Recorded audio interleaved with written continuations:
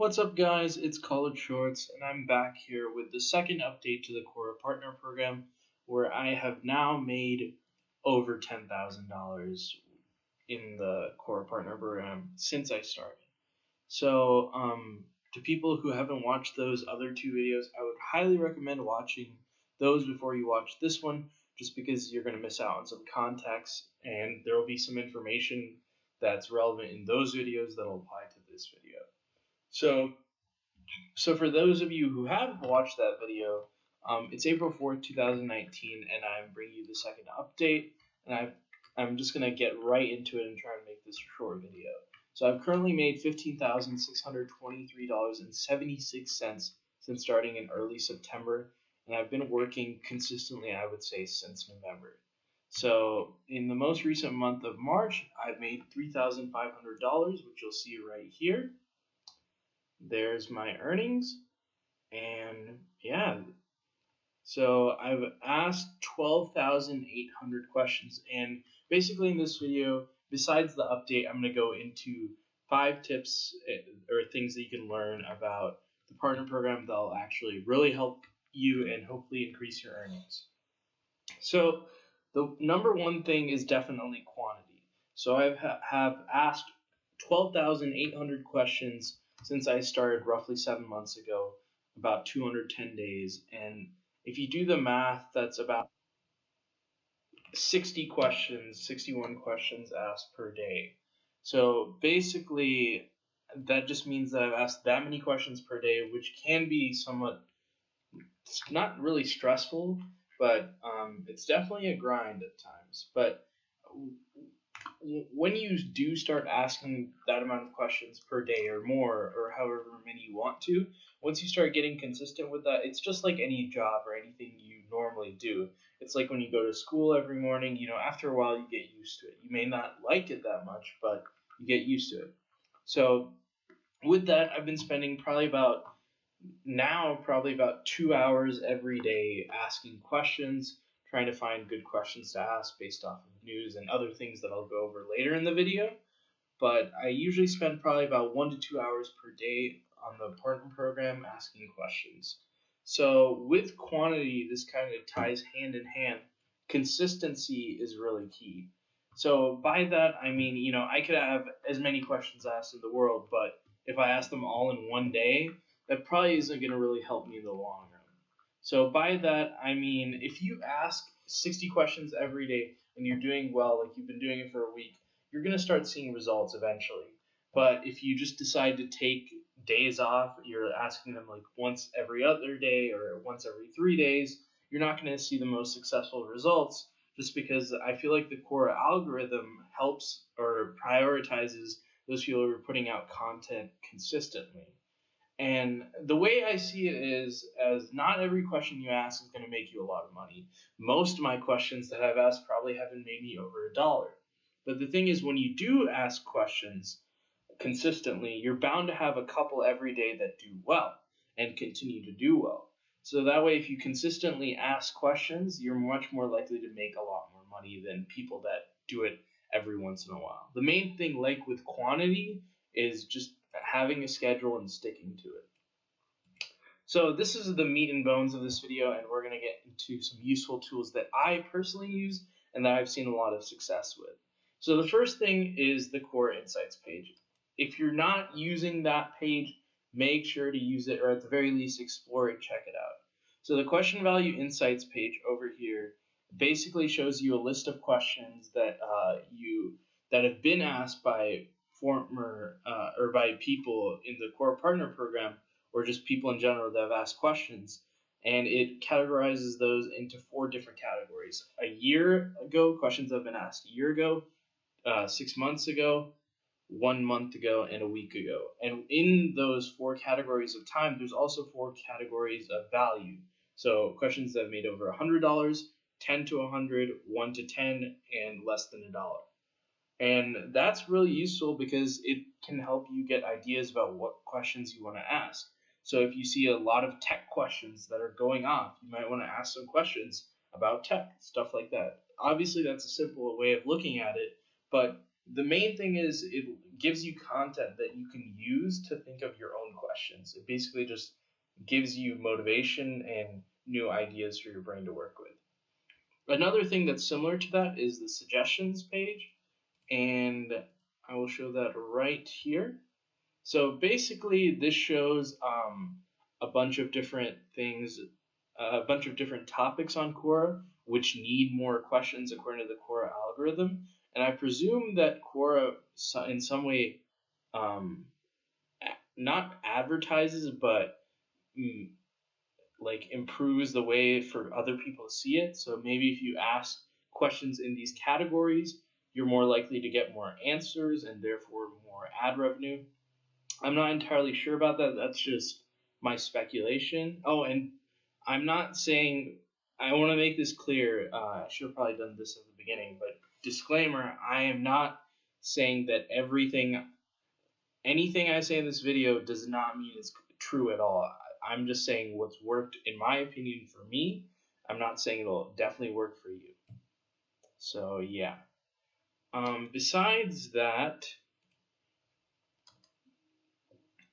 I also really like to use Google Trends, and that goes hand in hand with Google News. So here is Google Trends.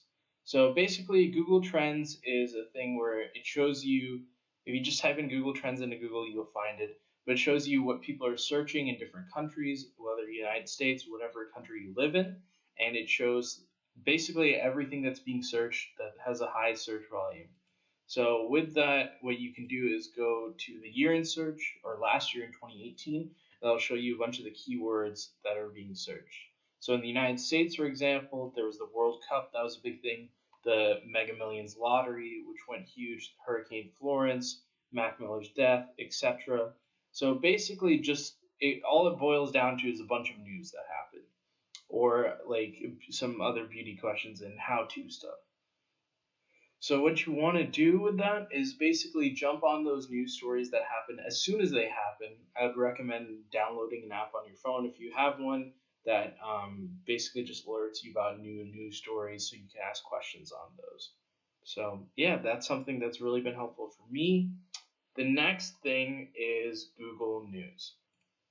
So going hand in hand with the news portion, I guess, is Google News. Google News basically takes in all the different news websites that are out there and that have a high search volume and puts them up into different categories based on what's going on.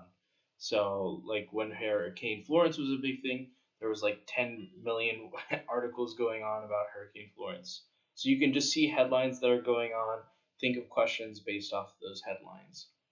The next thing I want to look at is these are some news sources that I personally use to think of questions: New York Times, Reuters, and BBC. So basically, I just find these news sources really reliable. They're really useful, and what I mean by reliable is that I can trust them to be generally accurate compared to others. So that's why I like using them. And they basically just help me get ideas on questions to ask, whether it be about new news stories or just how-to things that are going on. There's definitely different varieties of stuff that you can ask from that. And then this is one big thing. It was the external versus internal change. I think it was about a month or two ago, something like that. Anyway, basically what happened is questions that get a lot of internal views are definitely not going to be monetized as much compared to external. So basically what that comes down to is internal views are views from Quora. So if someone's already on Quora, they see your question in the feed and they click on it to see the answer, that would be considered an internal view. An external view is if someone searches something in Google or in a different website and finds a link to Quora and clicks on that to go to your question. So basically, what I've seen that a lot of external related questions or external related questions that make money are ones that are like how-to related stuff. So things that people actually search up into Google. So an example way back when that people probably won't even remember was the ALS Ice Bucket Challenge. So if you had asked a question, what is the ALS Ice Bucket Challenge or what is the Ice Bucket Challenge? lots of people will click on that question because they genuinely want to know, and Quora shows up in Google search at a pretty high rate as one of the first couple of results. So Quora will make a lot of money on ads on that question, and therefore you will make a lot more money as well. So I would recommend asking a lot more how-to related questions, or what is this related question. So another example was like, what is Fortnite, or is Fortnite free? So basically just think of stuff that you would actually search, or your parents or kids would search, etc. into Google. And if it's not been asked, feel free to ask it. So I want to kind of end this by explaining why I haven't made a video for such a long time. I haven't been uploading on YouTube basically because Quora takes a big chunk out of my day, besides the fact that I am a full-time college student, so I don't have as much time to devote to other things that I would like. And YouTube has to kind of fall on the back burner because well, to understand YouTube, one thing that probably a lot of people don't know is you can't make any money on YouTube. You can't become monetized. You can't have ads on your videos unless you have 1,000 subscribers on your YouTube channel, and you have to have 4,000 hours of watch time. So I am at around 600 subscribers or so, something like that, and about 1,000 watch hours. But the main thing is that it's not really worth it for me to work on YouTube when I'm also working on Quora, just because Quora makes me money. It is used for me to either pay for things that I need or want for school, etc. And I can't really justify it in my mind to focus on something that I can't make any money on right now. So that's kind of why I haven't been uploading for a long time, and why this update's kind of so late, besides having other audio issues. So what I'm trying to say and announce is that the next video I'll make about Quora will be at 1,000 subscribers to the channel, to kind of like thank everyone for subscribing. And it's going to basically go through a day, which will probably be time-lapsed, of what I do while working on the Quora Partner Program. So it'll probably be about 2 hours of footage that's been sped up to basically show everyone how I think of things, and I'm going to kind of walk everyone through my thought process in asking questions. So it'll be really informative, and hopefully it'll help you guys learn about how I think of successful questions and what comes to my mind. Hope you guys enjoyed this video. If you want a new video about the partner program, which will basically just go straight into the normal day where I work on the program, then make sure to subscribe to the channel. I know that there's a lot of people that watched my last video because it has over like 5,000 views. So if you're watching the video and you want to see another one, make sure to subscribe. It really helps me out a lot. So thank you so much. Have a great day.